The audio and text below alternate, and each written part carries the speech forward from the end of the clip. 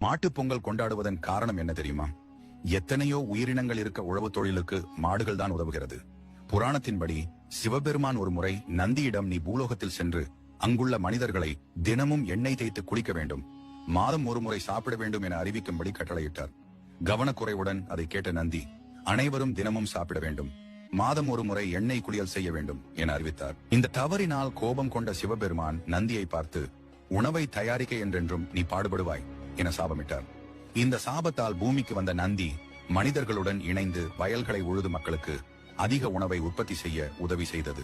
அன்றிலிருந்து மனிதனுக்கு உதவியாயிருந்த மாடுகள் இன்று வரை விவசாயத்தில் பெரும் பங்கு வகிக்கின்றன.